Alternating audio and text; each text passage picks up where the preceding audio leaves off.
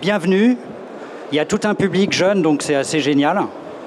Merci d'être là. Donc vous devez être étudiant, j'imagine, entre autres dans l'économie de la construction. Donc vous avez dû utiliser le MOOC ou être au courant du MOOC sur le BIM. Bon, je pense qu'on va être amené à vous en parler. Bonjour Catherine, merci de votre invitation.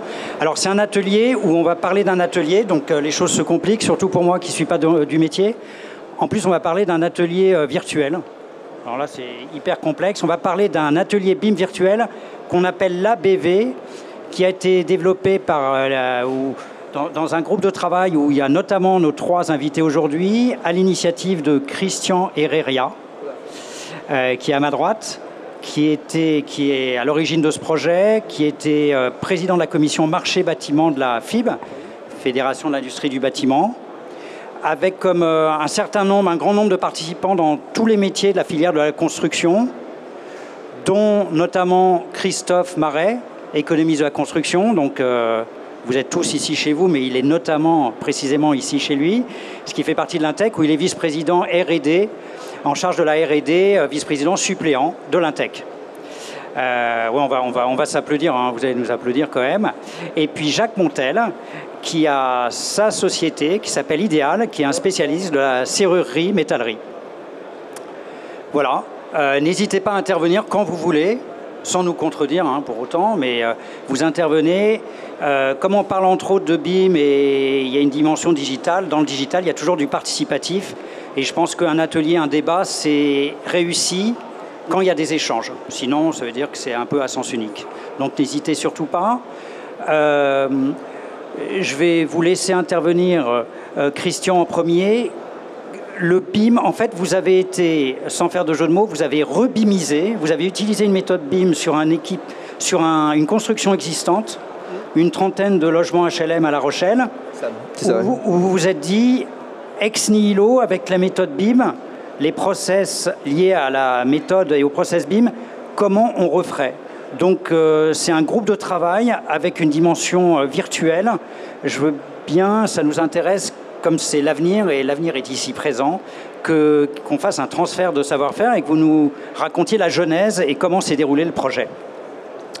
Alors, donc le projet, il est commencé en fin 2015, l'idée. Il en a mis environ 6 mois à le monter et il est lancé le 1er juillet 2016. Le principe, c'est que quand on fait du BIM aujourd'hui, lorsqu'on lance une opération BIM, si on veut avoir la totalité de l'avantage du BIM entre la programmation, la conception, la réalisation, l'exploitation, la décennale, il faut un temps très important pour avoir le retour. Et donc le PTNB, le Plan National de Transition Numérique du Bâtiment, j'ai proposé un projet qui consistait à dire, au lieu de le faire, de le construire, on va le faire virtuellement. On va faire du BIM sans construire. Et même sans concevoir.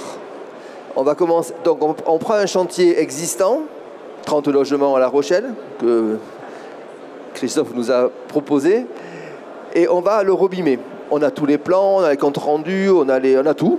Donc c'est-à-dire, vous imaginez un endroit que vous connaissez, vous allez voir l'office de HLM. C'est ça, de La Rochelle, et on a eu donc l'ensemble du DE, on a tous les éléments, et on a recommencé le bâtiment, de la conception, le concours, la PS, l'APD. Vous avez soulevé cette idée qui a été accueillie comment? Parce que c'est innovant. Donc, alors, elle a été accueillie de la façon suivante, très, très positivement, dans le sens où c'est non seulement on allait assembler des acteurs, mais également, vous voyez ici, l'ensemble des organisations professionnelles. C'est-à-dire que c'est un projet qui est porté par les organisations professionnelles, réalisé par les acteurs, il y en a 2 ici, pour que le retour d'expérience puisse servir à l'ensemble de la profession. Donc, vous voyez, on était très nombreux, il y a la quasi-totalité des acteurs du bâtiment. D'accord, tous les participants de la filière, dont certains sont représentés ici, avec Christophe Marais et Jacques Montel. Et il y avait combien de personnes et on va le voir juste après, donc on va appuyer sur le bouton.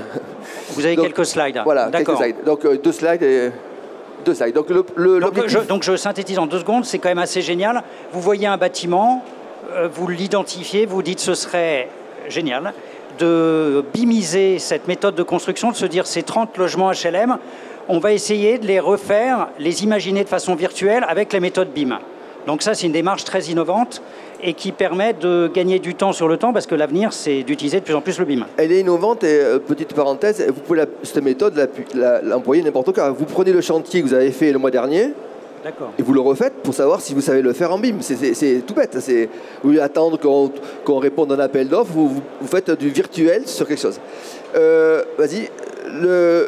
Quand on a lancé le projet, on se dit, on était, je vous rappelle, fin 2015, tout début 2016, est-ce qu'on sait faire du BIM de A à Z, du BIM de niveau 2, c'est-à-dire on échange des maquettes, on assemble des maquettes, on fédère des maquettes.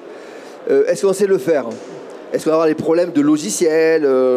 Et on pensait à l'époque que c'était un problème d'interopérabilité. Donc le projet, l'objectif, c'était est-ce que dans l'état de l'art, est-ce qu'on sait faire ou pas? Dans la vraie vie, on ne montre pas des belles images. Dans la vraie vie, il y avait des vrais problèmes avec l'architecte qui n'avait pas de réseau pour lancer sa maquette. Donc même l'économiste aussi à Poitiers. Donc des problèmes de vraie vie, du BIM aujourd'hui. Et la réponse, est-ce qu'on sait faire? Ben oui. On sait faire aujourd'hui du BIM de niveau 2. Il y a des galères, on galère un peu, mais on peut faire des BIM de niveau 2. Et le problème n'est pas dans le logiciel, il est dans les hommes. Donc le projet, il a été un petit peu le chemin du projet. C'est d'abord de réunir une équipe de projet qui allait le faire. Ce sont des gens qui ont été proposés par les organisations professionnelles. On a choisi un programme, donc on vient de parler de La Rochelle. On a également écrit un cahier des charges de la maîtrise d'ouvrage et une convention BIM qui régissait ce que devaient faire les acteurs et quand ils devaient le faire et comment ils devaient le faire. On a mis en place un processus collaboratif de niveau 2 et on a mis en place les outils, les quelques outils nécessaires comme une plateforme numérique.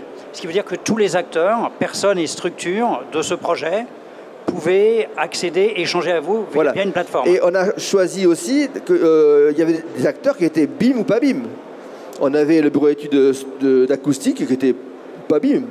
Vous n'avez pas d'expertise BIM au départ. Donc, est-ce qu'on pouvait, dans un projet BIM, intégrer des acteurs qui ne sont pas forcément des pros de BIM? Donc, il y a une mise à niveau qui s'est faite assez rapidement. Ça, c'est important, c'est-à-dire qu'il n'y a pas de complexe à ne pas maîtriser. Par contre, il faut se jeter dans l'eau. Et donc, conclusion, on a su faire. Quand on se jette dans la piscine, on sait faire. Bien sûr. Vous savez faire. On apprend à nager en nageant. Vous savez faire, mais vous savez faire. D'accord.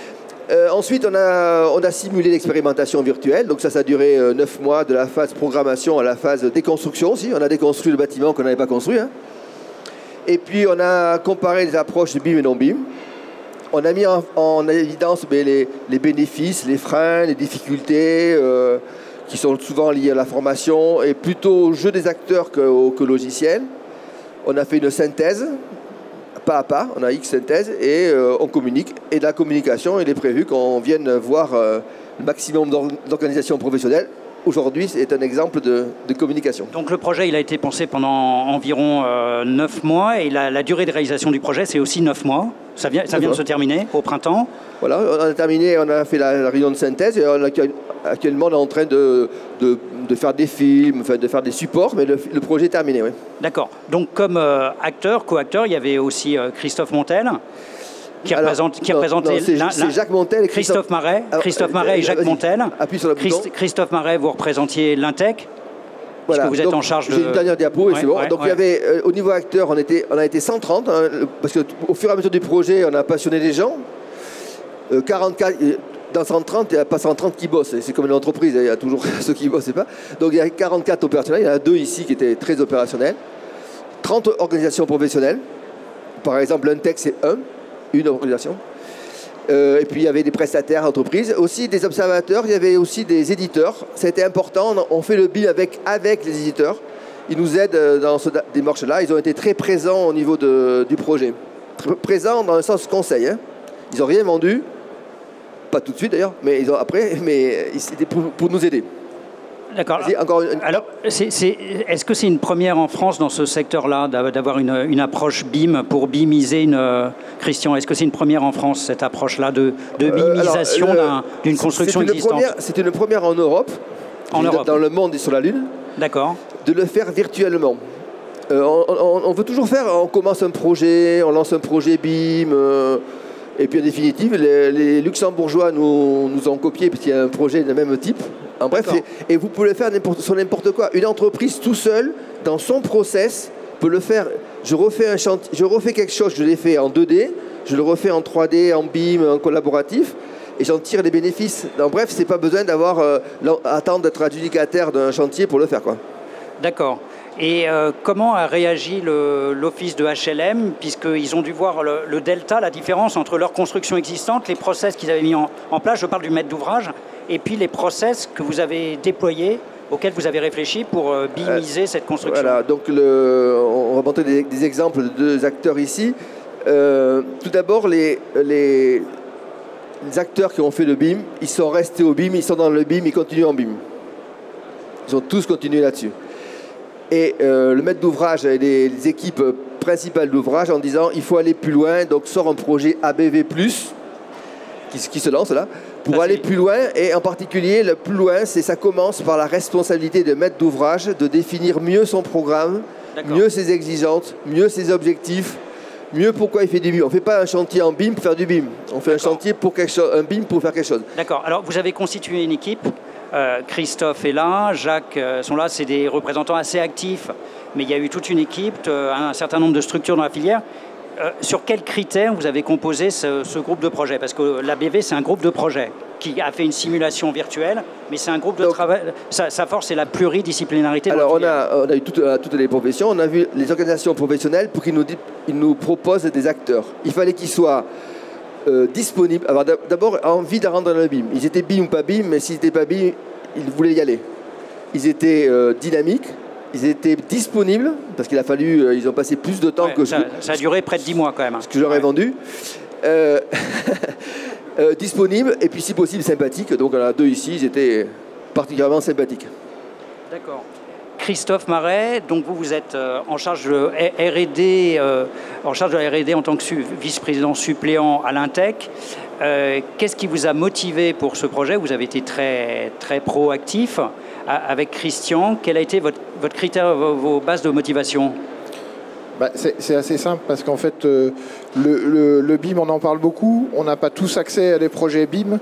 Donc, quand on vous propose d'intervenir sur une opération dans laquelle le seul enjeu, c'est d'étudier les processus, les enjeux, c'était pas de construire le bâtiment, mais c'était de voir comment on allait pouvoir s'interfacer avec les autres acteurs de la construction autour d'un projet un petit peu virtuel. Ça veut dire qu'on pouvait proposer des choses et on avait le droit à l'erreur. Et c'est quand même un petit peu comme ça que ça s'est passé. C'est comme le numérique, c'est itératif. Voilà, c'est itératif. On a essayé, on pensait des choses. Alors dans le BIM, la première approche qu'il faut avoir, c'est plutôt d'être humble, parce qu'on pense beaucoup de choses et puis finalement, quand on est devant les éléments, ça se transforme un petit peu. Il faut mettre un petit peu d'eau dans son moulin. On a tous des points qu'on souhaite développer, mais finalement on fait quand même ce qui est possible. Il y a l'idéal et il y a le faisable. Voilà.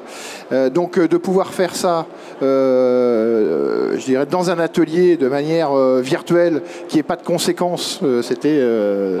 C'est un bon terrain d'expérimentation. C'était un terrain d'expérimentation.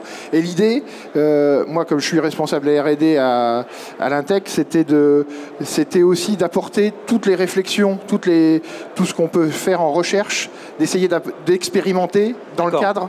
Je le ferai pas dans le cadre d'un projet réel, parce qu'il y a des enjeux qui peuvent être importants.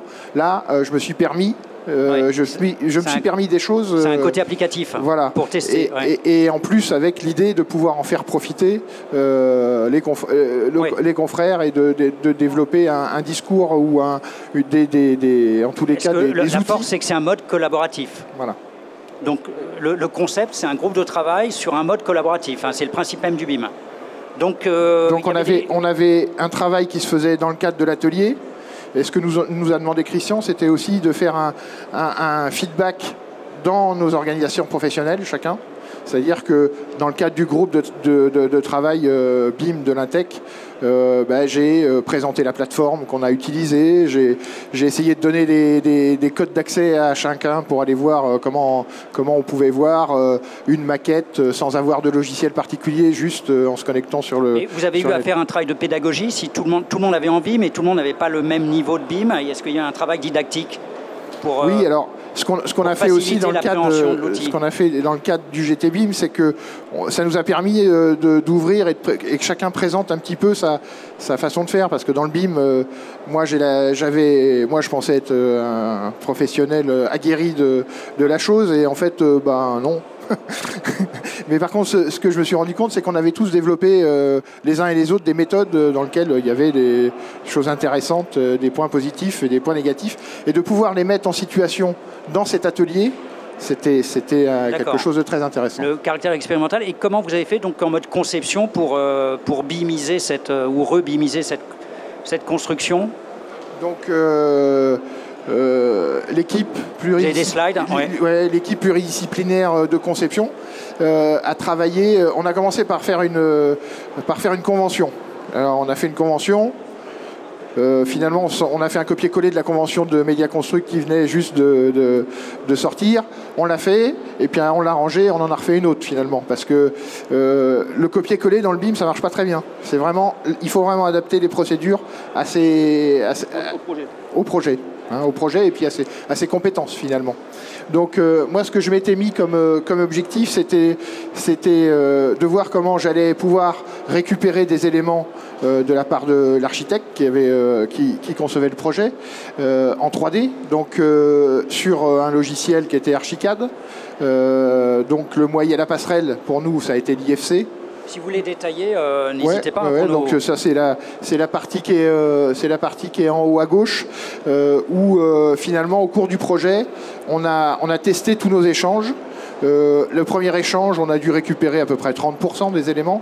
Le dernier échange sur le DCE, on a récupéré, 95%. Et là, on se dit qu'il y a, en travaillant ensemble depuis l'APS, puisqu'on a simulé les phases APS, APD, Pro, DCE, au fur et à mesure des phases, en travaillant ensemble et en améliorant notre convention, puisque finalement celle qu'on avait fait initialement, on n'avait pas du tout prévu ce qu'il fallait dedans, mais à l'expérience, on a apporté les choses. Donc on est passé d'un taux d'échange quelque part qui allait de 30% à 90% en discutant et en mettant au point. Tout le monde a joué le jeu. Tout le monde a joué le jeu.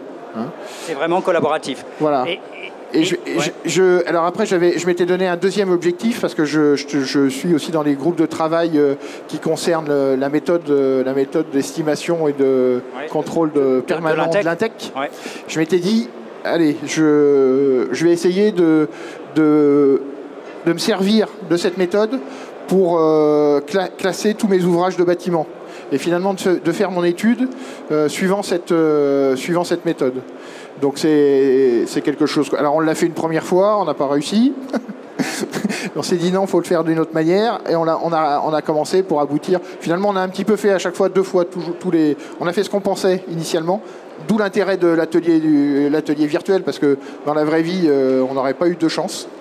Donc on en aurait eu une première, on serait un peu cassé les dents. Et, donc là on s'est dit finalement ce qu'on a fait n'intéresse pas les autres, ou c'est pas exploitable par les autres, ou vous avez travaillé pendant une semaine, maître d'ouvrage, il me dit moi cette maquette ça m'a servi à rien. Bon, dommage, c'était la mienne. Donc comment on fait pour finalement que la collaboration elle sorte, et puis que le travail qu'on a réalisé puisse être bénéfique pour les autres, sachant qu'on avait en tête l'idée d'aller au DCE. On a fait un dossier de consultation d'entreprise, et on a fait répondre des entreprises au dossier de consultation en BIM. Donc deuxième objectif, c'était passer par la méthode INTEC. La méthode INTEC, dans la méthode INTEC, il y a un gros intérêt. Le cahier des charges. Méthode du cahier des charges. Ouais. Non, méthode. D'estimation. Le gros intérêt, c'est qu'on a une nomenclature. Et dans le BIM, on a besoin de classer les choses. On a besoin de les ordonner, on a besoin de les... Et finalement, on peut avoir X nomenclatures. S'il y en a une qui peut rassembler un certain nombre d'acteurs qu'on maîtrise et qu'on sait expliquer, les autres, je pourrais vous parler d'Uniformat, je pourrais parler d'Omniclass, ou des choses qui sont un peu anglo-saxonnes. En France, on en a une. Elle a été montée par l'INTEC dans les années 1970. Elle a évolué. Et finalement, elle s'adapte quand même très très bien au renseignement d'ouvrages en termes de BIM. Donc ça, c'était le deuxième objectif. Elle était parlante pour tous les acteurs du projet. on l'a expliqué. Oui, mais au final, elle était compréhensible. compréhensible. Au final, elle était compréhensible par les acteurs du projet. Donc, alors, une autre des données, c'est que, comme l'a dit Christian, c'est moi qui avais un petit peu donné l'idée du projet sur lequel on pouvait travailler, parce qu'en fait, je l'avais fait en réel. C'est-à-dire que l'opération, j'avais fait la partie économique de l'opération à l'époque où elle s'est construite. Ça m'a permis d'essayer d'explorer d'autres voies. Et je me suis rendu compte qu'en interfaçant ma maquette avec ma méthode, j'arrivais à un résultat et j'ai ressorti mes archives et mon résultat il était presque meilleur que celui que j'avais donné à l'époque à l'APD. Donc je me suis dit tiens, finalement là on est arrivé à quelque chose avec des moyens qui étaient quand même très intéressants. Simplement, j'ai travaillé en partie avec un stagiaire. On n'a pas fait des choses. Vous voyez, c'est des choses qu'on n'a pas.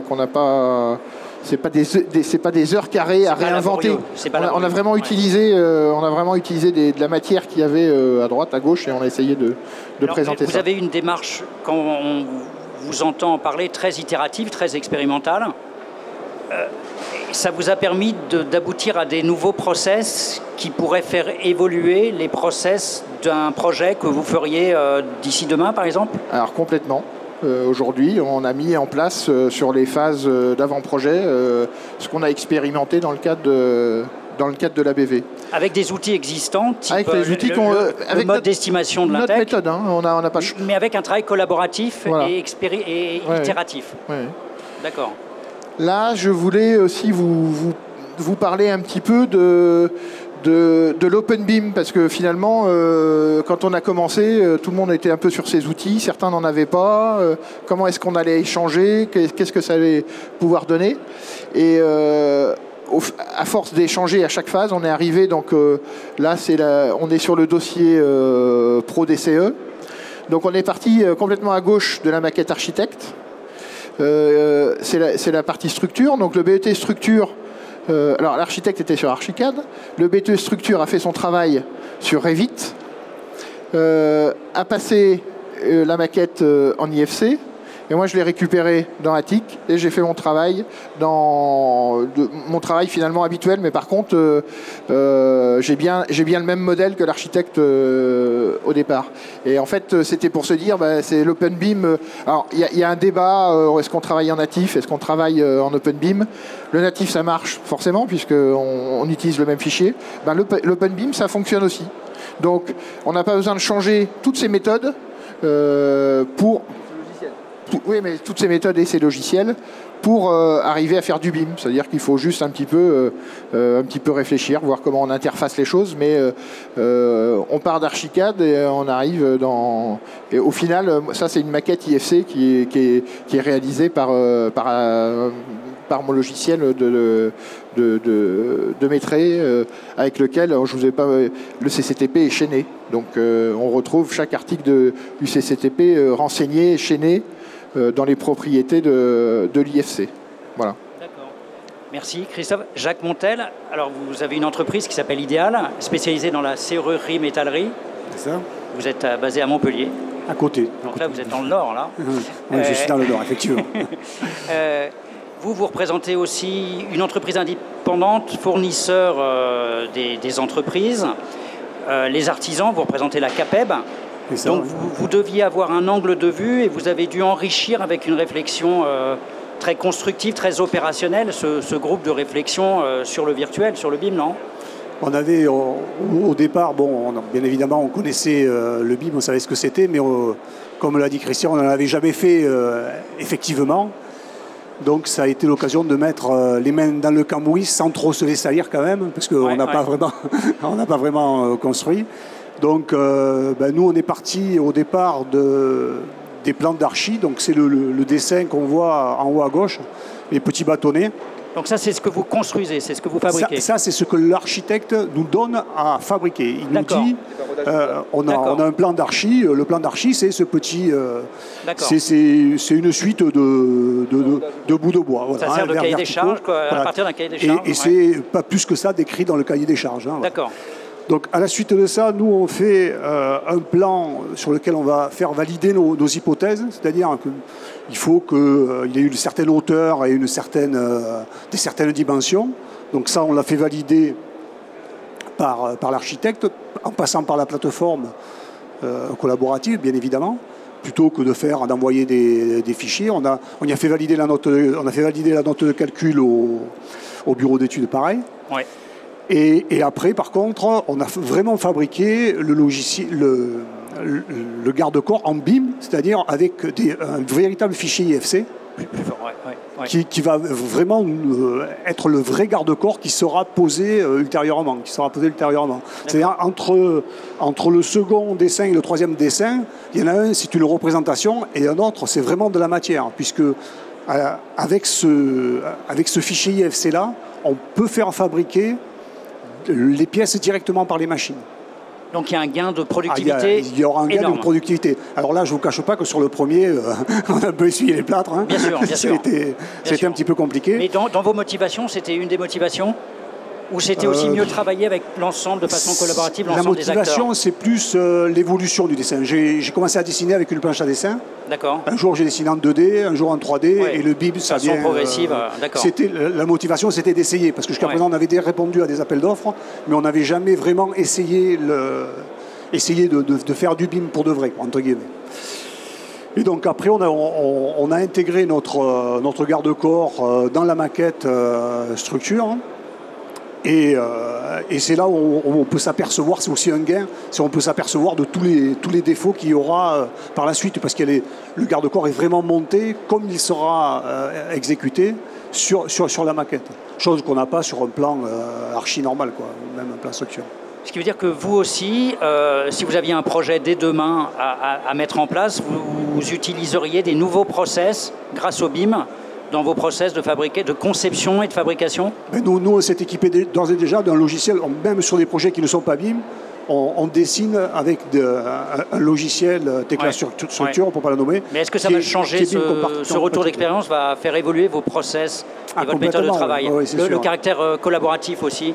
Il y a ça aussi. Alors, on l'avait sur certains projets, on avait des plateformes, mais bon, ce n'était pas aussi performant que Trimble Connect, bien évidemment. Ça, c'est en train de se mettre en place. Je pense que pour les serruriers, c'est en train de se généraliser. Bien évidemment, il y aura tout un pan de nos confrères. Comme le disait Christian, on est représentatif de la filière, donc des serruriers métalliers. Donc la CAPEB va faire la promotion du BIM, bien évidemment. Elle a l'intention de promouvoir, c'est la CAPEB d'Hérault qui a l'intention de promouvoir des objets BIM artisanaux pour que les fabricants puissent...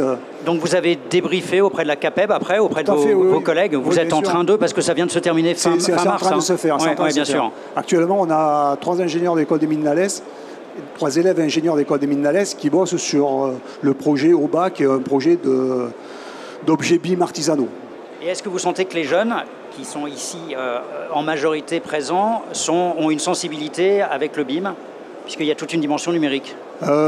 Pour tout vous dire, nous, lorsqu'on a présenté notre projet à l'école des mines Nalès, on ne pensait pas qu'on ait un tel succès. On est arrivé en finale avec Capgemini. Donc je pense que les jeunes sont... je suis fier de le dire. D'accord, très bien. Bien sûr. Donc voilà, je pense qu'effectivement, on dit souvent entre nous, il ne faut pas le dire fort, mais on a une petite génération perdue, c'est-à-dire que nous, les artisans qui ne se sont pas mis à dessiner en 3D, ils vont avoir vraiment du mal à passer le gap. Mais à côté de ça, ceux qui arriveront, c'est sûr qu'ils travaillent. Et dans l'enseignement, vous trouvez que c'est bien représenté, toute la dimension BIM? L'enseignement, c'est un petit peu comme nous. Ils essaient de faire des tas de choses. Il y a des tas de projets. Nous les enseignants que j'ai rencontrés sont du 3CA BTP sont très actifs là-dedans, veulent faire des choses, mais c'est des essais. On est en train d'essayer. Enfin, Christophe, pour en parler, il y a eu le MOOC de l'Intec sur le BIM qui a pris position pour apporter un certain nombre de contenus éditoriaux et pédagogiques, didactiques sur le BIM. Christian... Je voudrais revenir juste sur l'image. Oh là. Il ne veut pas revenir? Oui, c'est ça, à gauche. Mais non. Hop, hop, hop, hop. Voilà. Juste pour compléter ce que dit Jacques, là. Vous voyez ici, hop, je n'ai pas le... J'ai pas de chance, hein? Non, non. À gauche, vous avez l'architecte, lui, il a fait des barodages en bois. Il ne s'est pas amusé à faire le barodage en bois, les montants, les verticaux, horizontaux, il y en avait partout, donc c'est suffisant. Les pièces écrites, l'économiste a bien compris qu'il y a des garde-corps. Là, on est entre une vue 3D architecte et qui donne la couleur du bois, etc. Le 2D existe toujours, puisque Jacques, lorsqu'il a proposé en préparation son sujet, il a calculé son garde-corps et sa hauteur, il a fait du 2D avec une vue 3D projetée, mais on est en 2D, c'est filaire, c'est pas un objet, c'est un 2D parce que c'est suffisant, c'est pas peine de faire du 3D IFC pour montrer le détail ici.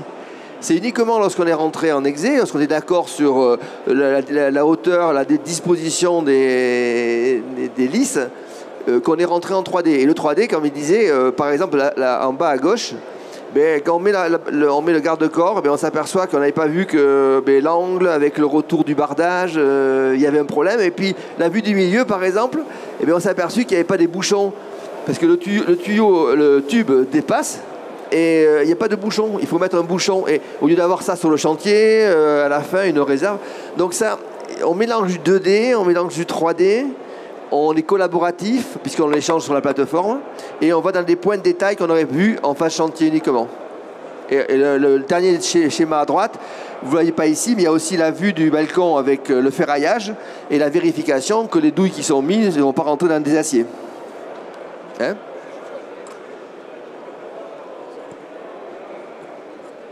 En fait, pour être très clair, c'est que dans ABV, ils ont fait un rendez-vous de synthèse. C'est-à-dire que la maquette qu'on voit en orange, c'est la maquette qui a été refaite par l'entreprise de Gros Œuvre. Le garde-corps, c'est l'entreprise de Gros Œuvre qui avait la mission de synthèse, on va dire, qui a pris l'objet de Jacques et qui l'a installé sur sa maquette. Donc là, on est vraiment rentré dans des choses qui étaient on était je pense au bout du collaboratif. Après c'est construit, quoi. Après c'est construit. Sachant que on est avec une PME, moi c'est pour ça que j'ai souhaité que Jacques puisse confier nous faire part de son expérience, c'est que finalement c'est l'envie qui lui fait faire ça. C'est pas la complexité, c'est l'envie. Donc c'est une entreprise. Pour rebondir là-dessus, ça commence par l'envie et ça commence par le chef d'entreprise. Qui a perçu que c'est intéressant pour lui, pour son entreprise, pour progresser, pour son image, pour sa stratégie, c'est important. Mais il sait où il ne sait pas faire. Mais il a envie parce qu'il perçoit la possibilité, le gain qu'il y a, et il va donc initier dans son entreprise une réflexion, prendre quelqu'un qui va faire du BIM dans son entreprise, coordonner. Il se trouve qu'on a une entreprise idéale à Téhéran, 34 000, je ne sais pas combien à Téhéran, 800. Jacques, il est à la fois le chef d'entreprise stratège, il est le coordinateur BIM, et c'est lui qui fait. C'est une PME, mais il a un collaborateur. Mais globalement, il y a toujours ces trois dimensions. Il y a celui qui a envie. Il n'y a pas que les jeunes de l'école. Il y a des gens plus âgés ici. C'est j'ai envie de le faire. Je perçois l'intérêt. Je vais aller plus loin, plus vite, mieux, moins cher. L'aspect concurrentiel aussi. Et je vais créer une organisation de mon entreprise et je vais faire ce qu'il faut pour que ça marche, sans savoir le faire. Et ce n'est pas forcément un problème de logiciel.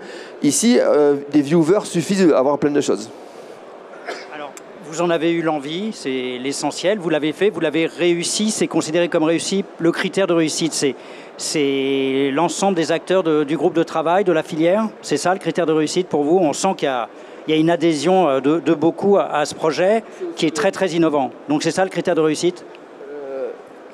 Nous, on est très satisfaits de ce qu'on a fait. Mais aussi, c'est le PTNB, c'est aussi la capacité, ce qu'on veut transmettre. La difficulté qu'on a, c'est transmettre. Ceux qui l'ont fait se sont enrichis de le faire, donc je vous invite à faire du BIM virtuel pour vous enrichir, et comment nous on va chercher à transmettre, comment on arrive à le faire. D'accord. Donc là vous êtes dans une phase, c'était la saison 1, donc il va y avoir une saison 2.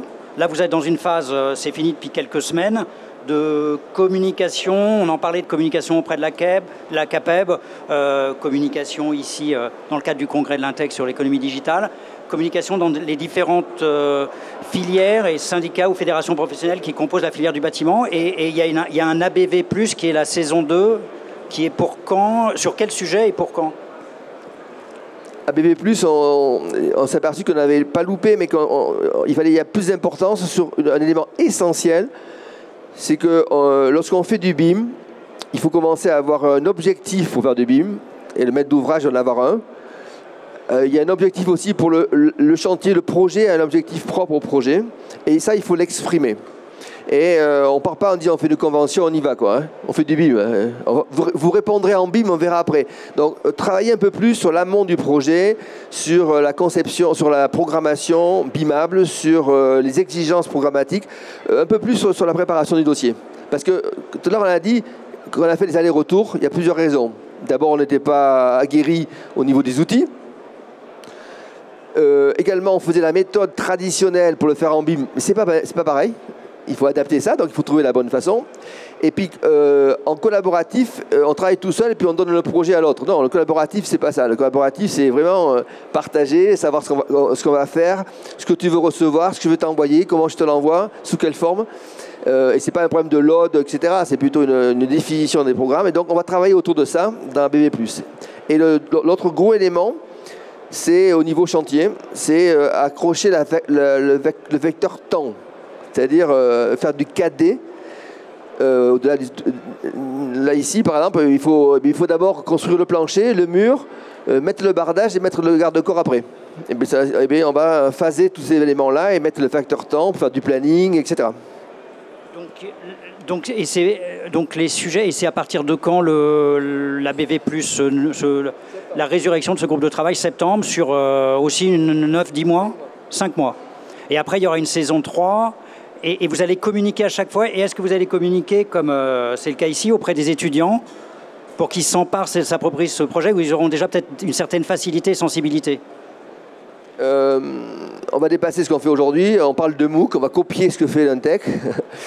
Parce que c'est une façon aussi active et très moderne de faire. Donc c'est une solution. Et puis effectivement, on commence à rencontrer les écoles, les enseignants, puisque aujourd'hui il y a plein de monde sur les bancs de l'école et il faut qu'ils puissent mieux connaître ça. Donc un effort particulier au niveau de l'enseignement. D'accord, Christophe. Voilà, moi je voulais juste rajouter que dans le cadre d'ABV+, j'ai proposé qu'on étudie la partie coût global. Alors je ne sais pas si vous savez, on est à l'Intec en ce moment en train de développer un logiciel de coût global qui s'appelle Gestiona, dont on a un premier démonstrateur sur le salon. On va l'expérimenter et on va le tester sur le projet ABV+, parce que sur le projet ABV+. Pour l'intégrer dans le projet. Pour l'intégrer dans le projet. Il y a eu un gros intérêt de cet atelier, on n'en a pas parlé, c'est que finalement on a créé tout un tas de matières. C'est-à-dire que là on vous a donné des extraits, mais globalement on a créé tout un tas de maquettes, on a créé tout un tas de documents qui vont pouvoir être exploités dans le cadre des différentes formations. Moi, la première chose que j'ai demandé, c'est est-ce que je pourrais utiliser la maquette de l'ingénieur structure pour pouvoir en discuter, pour pouvoir intégrer ça dans une formation qu'on va retrouver à l'Intec. Disposer des maquettes, c'est pas évident, parce qu'il y a une propriété intellectuelle, il y a des projets en cours, il y a le fait que certains veulent pas montrer que leur truc était peut-être pas si bien que ça. Là, on a créé une masse de documents pédagogiques qui est juste à exploiter. Donc c'est un outil de méthode que vous allez mettre au profit de ce groupe de travail. Oui, qui peut être utilisé de façon collaborative. Utilisé, qui peut être critiqué, qui peut être... en fait, on voit et on dit tiens, moi je ferais pas ça, on fait autrement, mais on a créé de la matière. On n'est plus dans le virtuel, parce que dans le BIM, on est quand même souvent dans le virtuel. Et là, l'intérêt de l'expérimentation, c'est que même si le dossier était virtuel, ce qui va rester, c'est quand même réel, et ça va... J'espère qu'on va pouvoir l'exploiter en tous les cas dans les formations qu'on va... Dernière question de ma part, après le public va pouvoir intervenir et c'est là où ça va être très enrichissant. Vous auriez dès demain à reconstruire les 30 logements HLM de La Rochelle avec la méthode BIM. Vous vous y prendriez maintenant complètement autrement avec un enrichissement dû à cette méthode et au process BIM, non ? Il y a un saut qualitatif et peut-être quantitatif aussi de productivité dans la méthode de conception et de production et de gestion de fonctionnement et d'entretien. Pour être complètement honnête, je crois qu'on aurait vu des choses qu'on n'a pas vues quand on a construit le bâtiment. Je n'aurais pas le dire, mais bon, c'est comme ça. Il faut savoir que dans ABV, il y avait aussi les assureurs. Le bâtiment, il était aussi réalisé depuis 3 ans. Les bâtiments, on le sait tous, il arrive qu'il y ait des choses qui ne soient pas bien faites. C'est comme ça, on essaye de s'améliorer, mais ça arrive.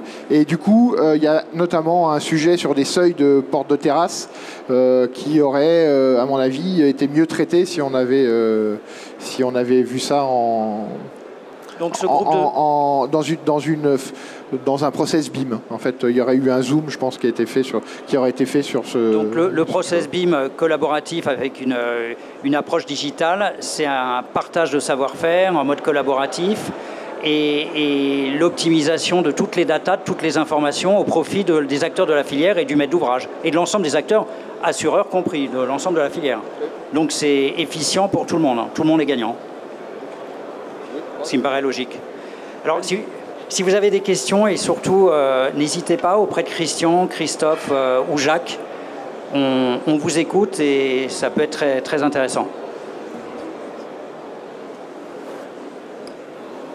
Une question à Christophe. Quand tu as récupéré la maquette, la première maquette, est-ce qu'elle était renseignée par l'architecte ou est-ce que tu l'as eu vierge et c'est toi qui l'as renseignée? Alors ça, c'est un débat qu'on a eu dans le cadre de l'atelier. Parce que l'architecte au concours, il avait pris un petit peu d'avance. Hein, on lui avait fourni tous les éléments parce que 9 mois pour faire du concours à la réalisation, à la synthèse, c'était quand même court. Donc tout le monde essayait de travailler un petit peu. Donc l'architecte, il m'avait envoyé une maquette magnifique. Elle faisait, je ne sais plus combien, 120 mégas ou 120 gigas, je sais plus, enfin, un truc impossible. Et alors, le premier exemple, c'était le mur de Refend. Donc dans le mur de Refend, la première ligne, c'était mur extérieur. Bon, loupé. Puisqu'en fait, il s'est servi de l'outil. Il avait fait ses murs extérieurs avant et ses murs de Refend, il s'est servi du même outil, mais il n'a pas changé le nom. Sur la deuxième ligne, il y avait mur en briques. Parce qu'effectivement, les façades, il y avait une partie en briques. Mais manque de bol, le Refend, lui, il était bien en béton. Sur la troisième ligne, il y avait mur de Refend, je crois. Enfin, donc la maquette a été renseignée, mais par contre, et je pense qu'il faut pas attendre. Finalement, il faut pas attendre beaucoup plus. Alors, on a eu toute une discussion sur, et on l'a à l'intérieur de l'Intec dans le cadre du groupe de travail BIM sur est-ce qu'on travaille sur une maquette, est-ce qu'on travaille sur des maquettes métiers. Est-ce que... Voilà. Donc, ça nourrit un petit peu ça. Mais je pense qu'il ne faut pas imaginer que quand on va recevoir des maquettes, tout sera fait. Enfin, oui, à mon avis. Bien sûr. Et quand tu parlais qu'au début, tu as récupéré 40% et à la fin 95%, parce que les 40%, l'architecte a travaillé tout seul, il envoie sa maquette, elle n'est pas bonne. Pourquoi elle serait bonne? Et donc, c'est parce qu'on a... Juste un petit exemple aussi. Il y a eu 3 phases pour arriver à qu'on ait les noms de pièces. Oui. Donc, ça commence les noms des logements. Donc, autant faire en sorte que dès le début, par la convention, on sait comment on va nommer les choses, comment on va les contrôler, ces éléments-là. Donc, à la fois, le nommage est très important. Comment chaque acteur contrôle sa maquette avant de l'envoyer. Comment il va vérifier, il va contrôler qu'il n'a pas mis un mur de refend, de mur extérieur en refend. Hein. Donc, c'est sa responsabilité. Comment il contrôle sa maquette pour qu'on puisse être efficace. Donc, effectivement, c'est un amont sur le cahier des charges que ça se passe. Voilà. Donc, et là, on gagnera du temps. Le contrôle technique était intégré au cahier des charges, le CSPS aussi, mais il faut aussi qu'il sache exprimer son besoin. Et on s'aperçoit que la maîtrise d'ouvrage et maîtrise d'ouvrage exprime quelquefois mal son besoin, quoi. Voilà. Et une des réflexions qui a été faite dans le cadre d'ABV, c'est que le maître d'ouvrage va prendre en compte des exigences que pourraient avoir des intervenants extérieurs, que peuvent être le contrôleur technique, le CSPS et le certificateur CERCAL, par exemple, pour que dans son cahier des charges, parce qu'on va pas faire, l'écueil auquel on a été confronté, c'est qu'il aurait fallu qu'on leur fasse une maquette chacun. Mais c'est pas possible. Et le maître d'ouvrage a pris conscience en tous les cas que c'était pas possible, parce que s'il devait payer 5 maquettes, alors qu'avant il payait un plan, il va y avoir un problème économique. Donc il s'est posé la question de se dire qu'est-ce que j'intègre dans mon cahier des charges qui va permettre de pouvoir répondre à ce que souhaitent voilà, et donc ABV+, le maître d'ouvrage va finir par un cahier des charges unique qui porte les exigences de lui pour son programme, mais du bureau de contrôle, mais des CSPS et de la certification, et la maîtrise d'œuvre à un cahier des charges unique. Enfin, là on a fait une présentation très courte, mais ça a été d'une richesse assez phénoménale, parce que à chaque question on pourrait refaire plein de choses, mais ce qui a été très intéressant, c'est que finalement tous les acteurs n'ont pas eu de posture, mais on se sont vraiment livrés au jeu. Vraiment, c'était un jeu. Hein. C'était un jeu en transparence. Complète transparence, et en plus un petit peu en redécouverte des métiers de chacun. Les entreprises ont découvert ce que pouvait faire un maître d'ouvrage quand il faisait sa programmation. C'est pas quelque chose que vous rencontrez régulièrement. Et comme ça, ainsi de suite. Et finalement, on a un petit peu redécouvert le métier de chacun. Et là, la partie collaborative, elle ressort vraiment de... Et bien évidemment, vous étiez... C'est bien parce que dans toutes les entreprises, elles souffrent, notamment les grandes, de silotisation. Vous avez été en mode collaboratif. Et d'ailleurs, vous étiez à des endroits géographiquement complètement différents. Donc il n'y avait pas une unité de lieu, vous n'étiez pas à La Rochelle. Et c'est tout l'intérêt du digital, en l'occurrence du numérique. Donc moi je suis sur Poitiers, l'ingénieur structure était à Rennes. Il y avait Toulousain, Saint-Gaudin dans les Pyrénées, il y avait Gap, le maçon était à Gap. Il y avait des Parisiens, donc il y avait un peu tout le monde. Mais effectivement aussi en collaboratif, c'est pas un collaboratif maîtrise d'ouvrage et puis après maîtrise d'œuvre, puis après entreprise. On était collaboratif, maîtrise d'ouvrage, maîtrise d'œuvre, entreprise. Et tout le monde a participé à toutes les phases pour comprendre le métier de l'autre.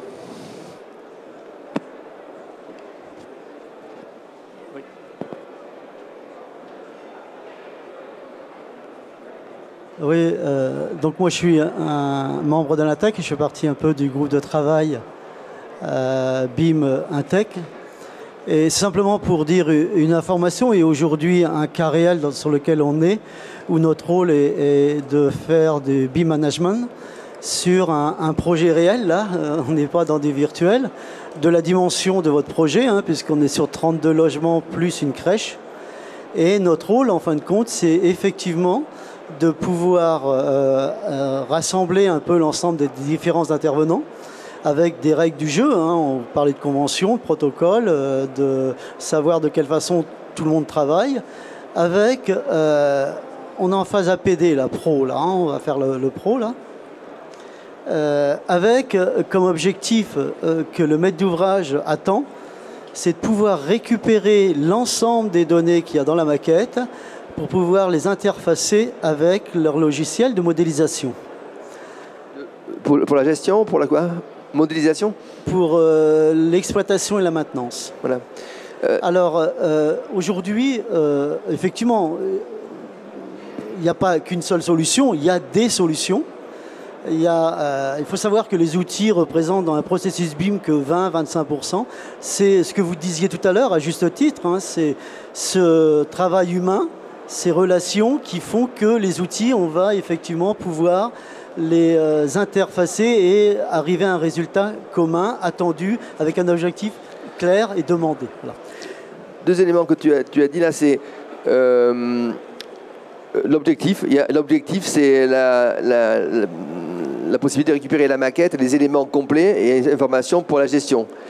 Et si c'est l'objectif de maître d'ouvrage, eh bien, tout le long du projet, on va avoir ça comme élaboration. Donc il faut commencer par l'objectif qu'on veut faire. Voilà, alors en parlant de cet objectif, ça a été aussi, faisait partie du concours, hein, puisque c'est un projet conception-réalisation hein, qui a été mis en place. Et dedans, dans le cahier des charges, il y avait effectivement cet objectif. C'est-à-dire qu'avant de nous prendre cette mission, on s'est assuré que notre façon de travailler pouvait s'interfacer avec le logiciel de modélisation du maître d'ouvrage. Car ça ne sert strictement à rien de faire des données si on les garde. Le processus BIM, c'est de transmettre de la donnée. Voilà. Donc on en est à cette phase-là. Ensuite, toutes les solutions, aujourd'hui on ne va pas en débattre, mais c'est simplement la philosophie de travail et surtout cette relation humaine qu'il doit y avoir on dit que c'est une engineering concurrente, et c'est bien ça. Pour parler du maître d'ouvrage, tu en as parlé un petit peu tout à l'heure. Le maître d'ouvrage, pour faire son cahier des charges, il a commencé par prendre un cahier des charges existant, en Normandie, pour ne pas les citer. Et puis il a fait son copier-coller, et puis il s'est dit, voilà, j'ai fait mon cahier des charges. Et puis finalement, il s'est dit, ben non, c'est pas de ça dont j'ai besoin. C'est pas du cahier des charges d'Habitat 76.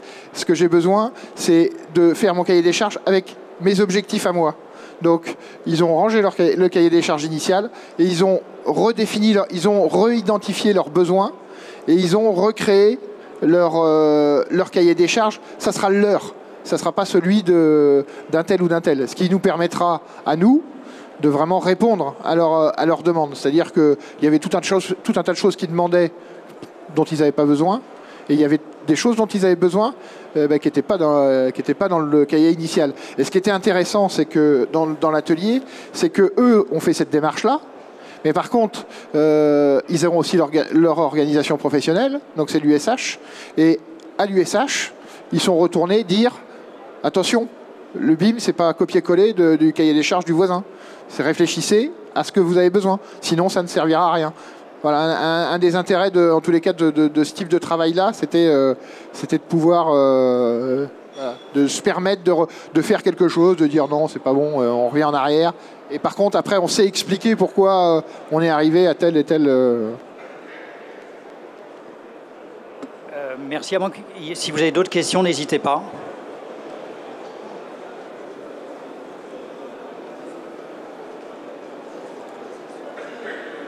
Bonjour. J'aurais voulu savoir comment l'UNTEC gérait la particularité des DTU dans le BIM, c'est-à-dire vu les lobbyistes qu'il y a dans le bâtiment, les industriels du bâtiment, comment on arrive à mettre les bons produits au bon endroit et éviter les produits qui ne respectent pas les DTU. Est-ce que vous avez eu ce cas-là sur ce chantier-là? Effectivement, on a laissé...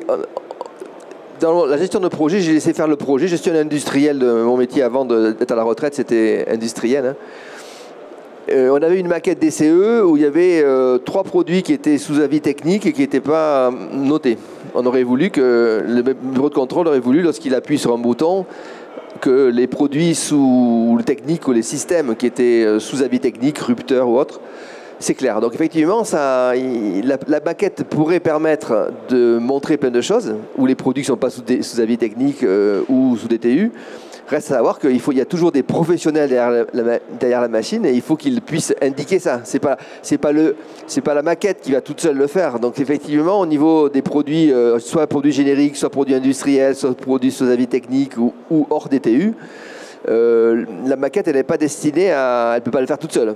Donc soit c'est l'homme qui met un marqueur sur le produit en disant ce produit c'est un produit sous avis technique pour qu'on puisse avoir un avis de bureau de contrôle. Soit on peut mettre des techniques de checker, effectivement, d'automatisation de contrôle de la maquette qui va vérifier qu'on n'a pas le droit de mettre un seuil de 3 cm dans plein ouest à la Rochelle pour pas que l'eau remonte. Donc on peut faire des checks de la maquette, mais là il faut savoir qu'est-ce qu'on veut chercher et il faut le programmer. Donc c'est pas, il reste à trouver tout ça, il reste à le mettre en place. Et dans ABV, on a montré qu'on a été déficient dans ce domaine-là parce que les hommes ont été déficients. Mais l'outil peut le permettre. Sur le garde-corps, par exemple, on s'est aperçu à un moment que la dalle n'était pas à la bonne hauteur et il avait fallu, l'entreprise de Grosser nous avait redemandé de remonter de quelques centimètres. Mais nous, quand on a fait valider le plan en 2D, il y avait la note de calcul et tous les détails de la géométrie du garde-corps. On n'était pas en automatique.